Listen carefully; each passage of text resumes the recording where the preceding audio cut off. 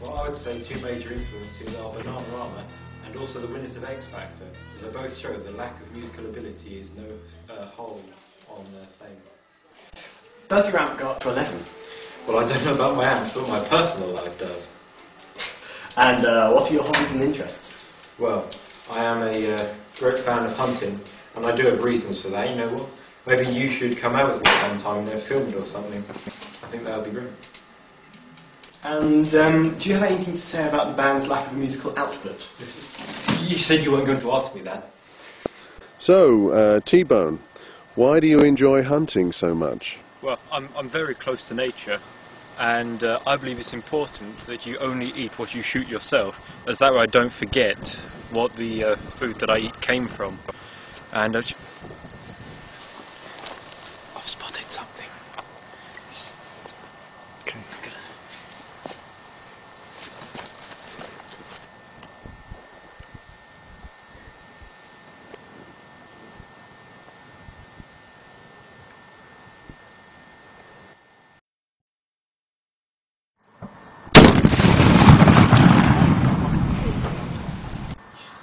Good clean kill.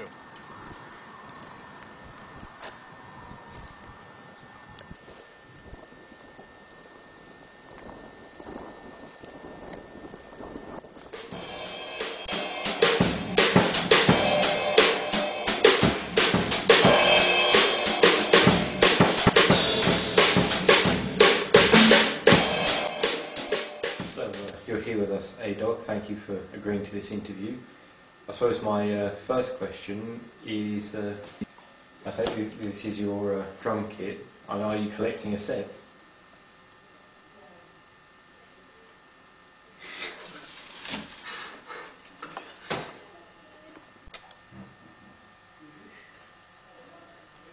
I see. Well, that's very interesting. What would you say your influences are?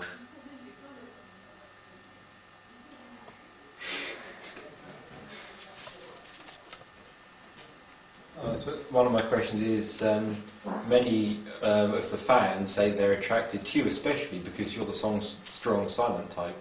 Do you have any comments on that?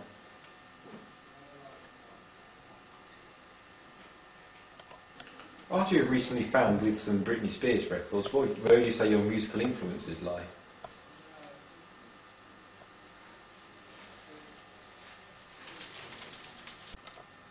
There have been stories about you in several tabloid papers getting into fights and stuff. Would you say you have an anger management problem? You cannot be serious!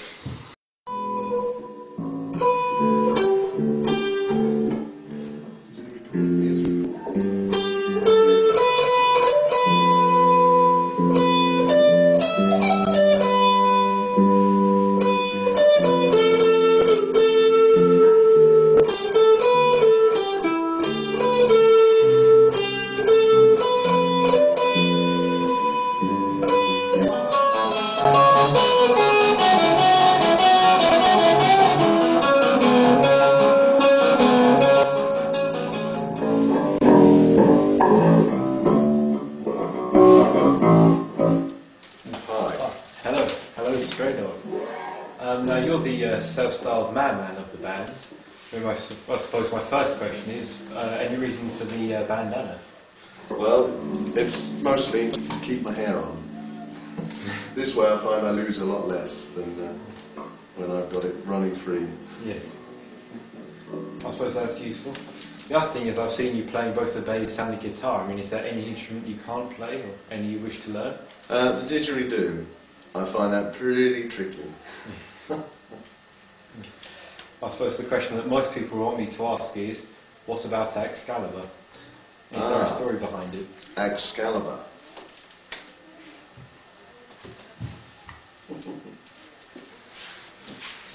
Well, it's a long story, but me and the lads were out gigging somewhere near Glastonbury, and we heard a local legend about a dwarf king called Arthur, and he died thousands of years ago, but he had this guitar, and he couldn't bear to see it fall into the wrong hands, so he had it cast in a solid block of rock. Anyway, me and the lads were driving back from this gig, and I saw this shiny, bright gleam coming from the side of the road. And we stopped the van, and I hopped out, and I said to the lads, come on, let's go and see what that is. So we ran over, and there was the top edge of this guitar. We didn't know it was a guitar at the time. Anyway, underneath was an inscription that said, "He who draws the guitar from solid rock will be the true king." So, 3 hours later, with a sledgehammer and a little bit of dynamite, I rescued the guitar. There you go. Anyway, the legend has it that this is made of solid rock and just a little bit of roll. There we go. The legend of Excalibur. Thank you. I didn't kill it.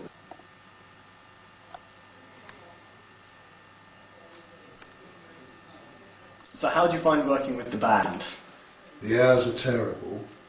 When I was with Jim Fish and the Buglers, we just did matinees, only afternoons. With this lot, I'm on standby 24/7.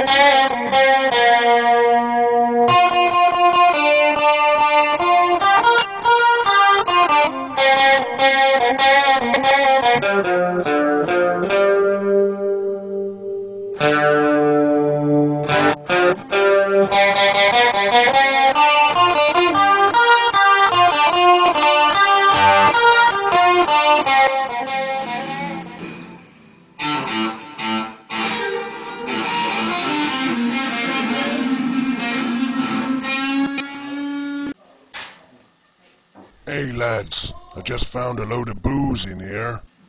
That's bad practice, eh?